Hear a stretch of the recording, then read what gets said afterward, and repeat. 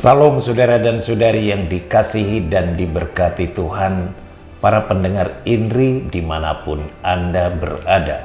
Kita jumpa lagi dalam INRI hari ini, hari Kamis dalam pekan pertama masa Advent. Tanggal 3 Desember, di mana gereja merayakan peringatan Santo Fransiskus Xaverius. Kita akan mendengarkan perikop Injil hari ini dari Markus pasal 16 ayat 15 sampai 20. Saudara-saudari, mari kita siapkan hati, pikiran kita untuk mendengarkan perikop tersebut. Kita awali dengan tanda kemenangan Kristus Tuhan kita. Dalam nama Bapa dan Putra dan Roh Kudus. Amin. Pada suatu hari Yesus yang bangkit dari antara orang mati menampakkan diri kepada ke-11 murid dan berkata kepada mereka, "Pergilah ke seluruh dunia, wartakanlah Injil kepada segala makhluk. Siapa yang percaya dan dibaptis akan diselamatkan, tetapi siapa yang tidak percaya akan dihukum.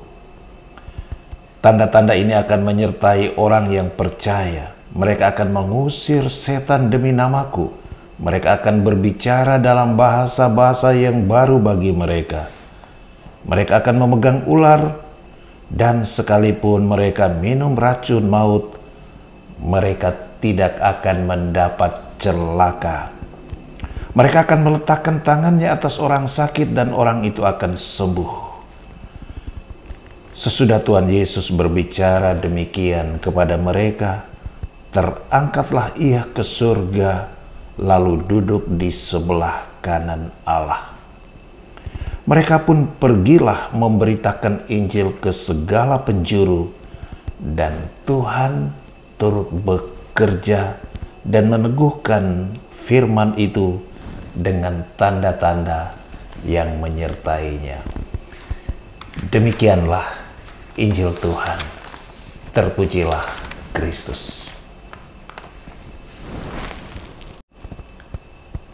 Saudara dan saudari yang dikasihi Tuhan, kita baru saja mendengar perikop Injil yang mengisahkan Yesus yang bangkit, menampakkan diri, dan memberikan amanat perutusan kepada 11 muridnya, minus Yudas tentu yang sudah mengkhianati Yesus.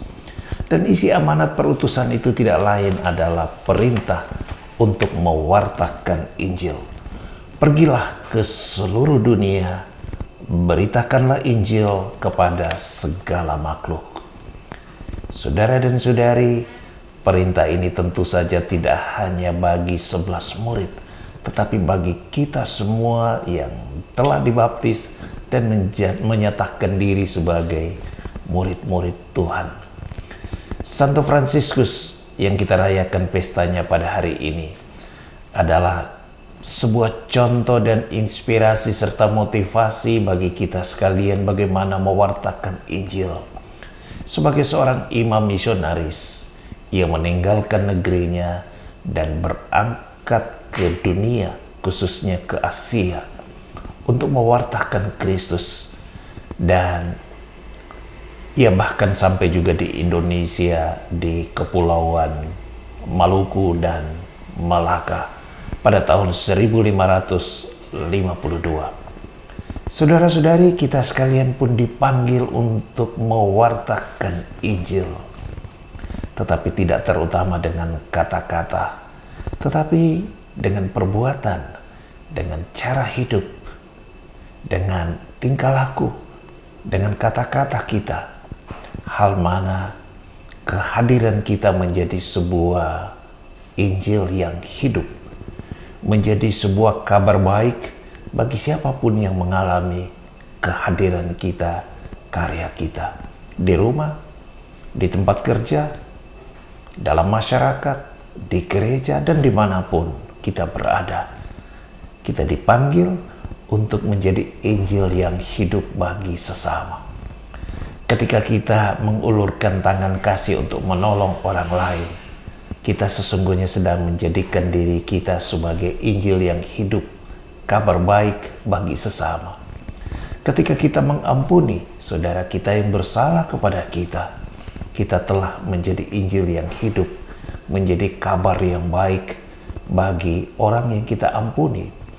Ketika kita pun menunjukkan kepedulian, tanggung jawab, kejujuran, ketegaran, ketulusan, dan berbagai macam hal yang baik yang didasari oleh kasih kepada Tuhan dan kasih kepada sesama. Di situ kita menunjukkan diri sebagai Injil yang hidup, sebagai kabar baik bagi sesama kita. Dan dengan demikian, saudara dan saudari, kita akan menjadikan diri kita sebagai murid yang sejati, murid yang tidak hanya hidup untuk dirinya sendiri, tetapi juga bagi orang lain.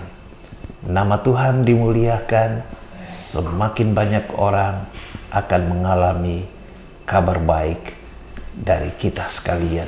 Dan bukan sebaliknya, diri kita menjadi kabar bohong bagi sesama, diri kita menjadi kabar hoax bagi orang lain, diri kita menjadi pembawa hasutan, berita bohong, luapan dari segala kebencian dan perasaan iri ataupun kekesalan dan kepahitan pada masa lalu.